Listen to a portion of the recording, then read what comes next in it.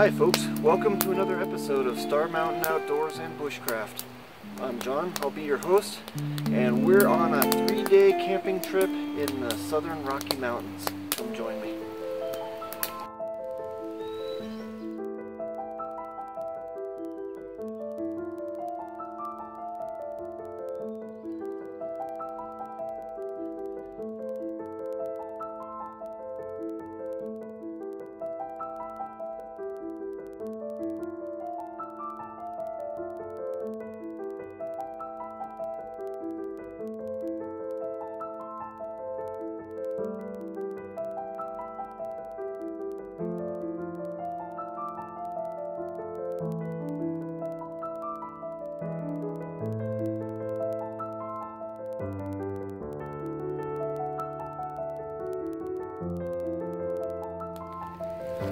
Okay, on this trip I'm hoping to do a little carving, and let me show you the kind of things I've been doing lately. Some of it's been inspired by Zed Outdoors and some of his videos. I've got a spatula here.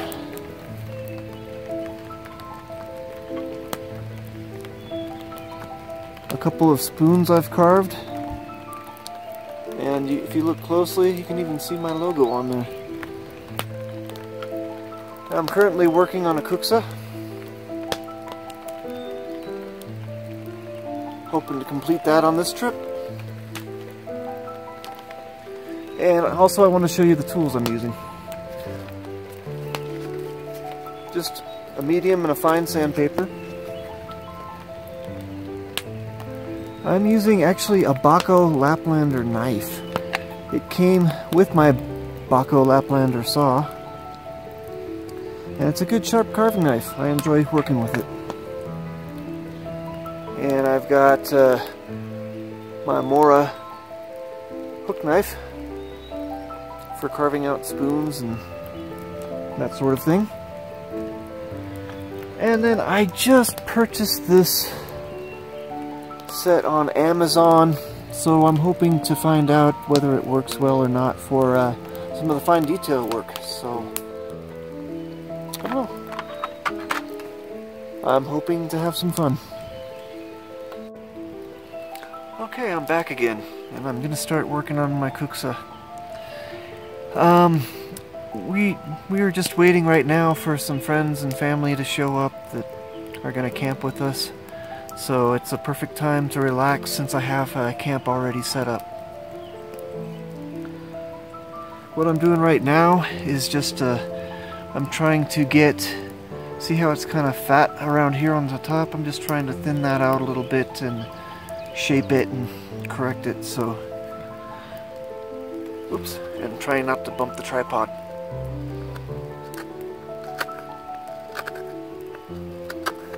I don't know if you can see that really well. Let me turn a little bit. You can see where I'm shaving it down on the front side here with the hook knife.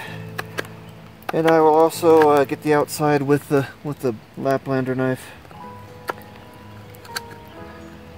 until I get it the way I want it.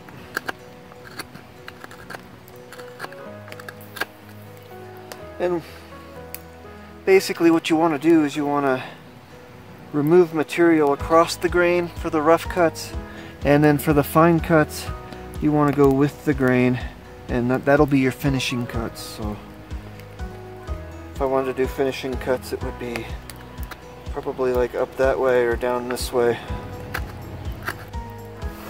And even though that end grain's a little rough right in here, when I sand it I can smooth that out, so I'm not too worried about that.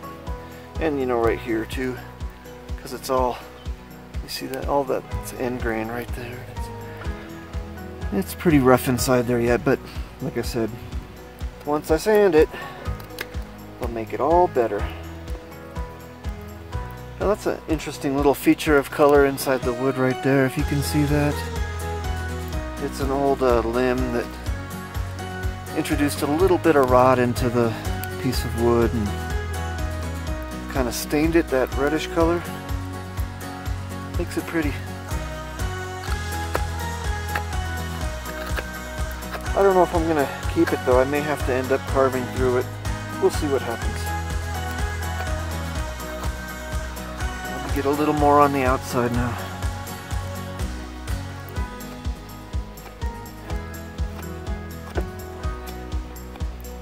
My cuts are starting to get a little smaller, not taking off as much. I'm being more careful.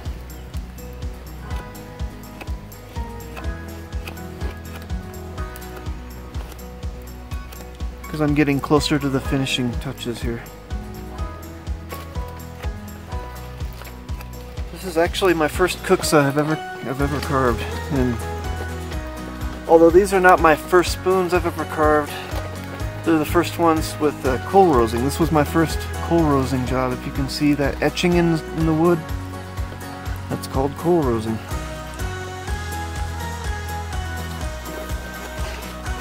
So, you know, I'm just learning, and you can kind of join me as I'm becoming more experienced at this.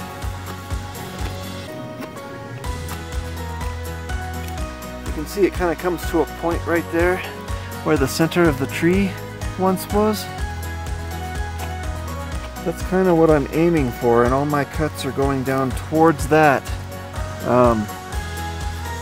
That way I avoid getting that kind of rough end grain appearance like I have inside the kuxa. But again, you know, sandpaper will take care of it, but the less I have to sand, the better, so as they say.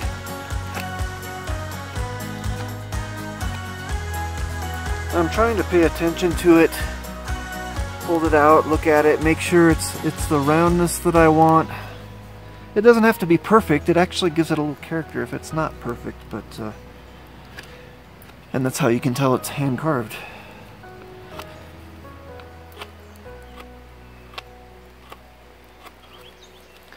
Oh, another detail is the wood I'm using here is just plain old aspen, Populus tremuloides. It grows locally around here, as you probably saw in my intro scene. There was some quaking aspen behind me, but it seems to be pretty nice to carve. It's not too bad.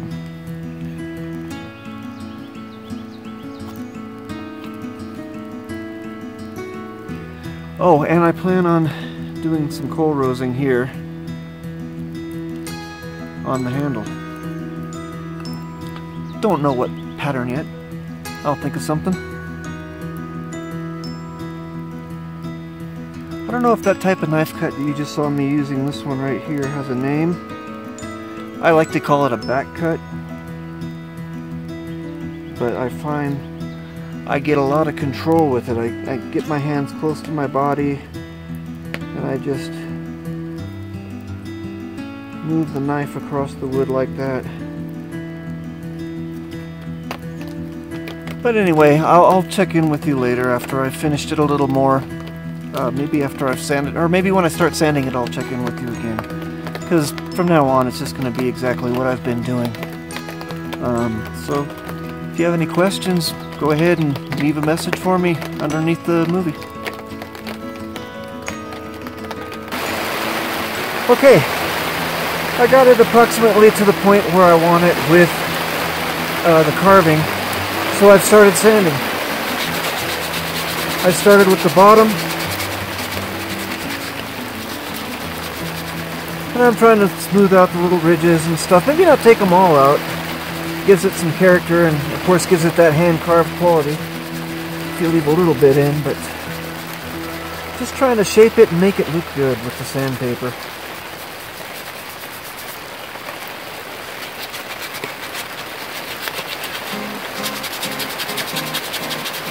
You can kind of see how I'm sanding out the carve marks there.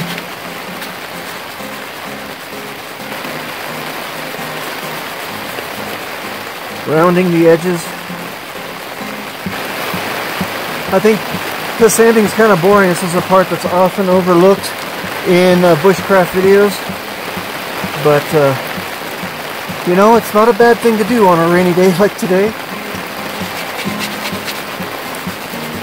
And I enjoy the finished work of the carving just as much as the carving itself.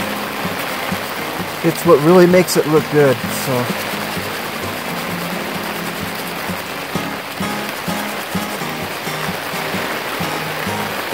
I think you get the idea. I'll get back with you when I'm finishing it up.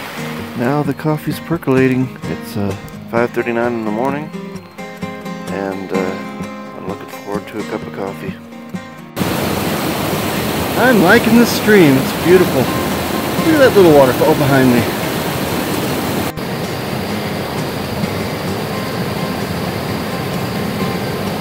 That's pretty gross.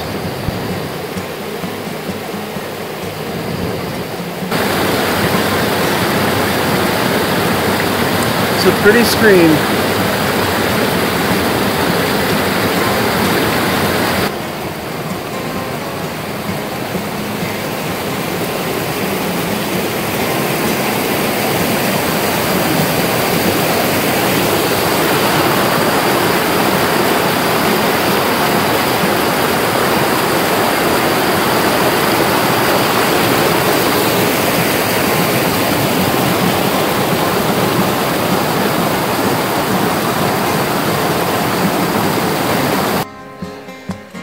They've got some fancy cattle trail guards around here. Look at that. Excuse me, just cattle guards on the trail. Pretty interesting.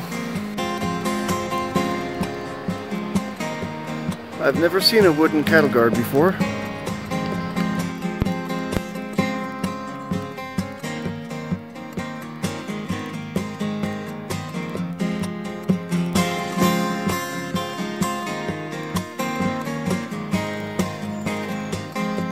Check out this little wildflower that I found. I'm not sure what it is exactly, but I think it might be some kind of orchid. It's beautiful. I'll have to look it up when I get home. Outstanding. I've never seen one before. It's always nice to find something like this on the trail. Okay, if you look behind me, here's what not to do in the woods. There's obviously somebody who's very green and very stupid that did this. Look how high that stump is. And that was a green tree. And it's right next to a backcountry trail. They cut down another little tree there. And this is the coup de grace right here. Look what they did with this tree. Cut it down, high stumped it, hung it up right across the trail, and left it. So now it's a hazard too.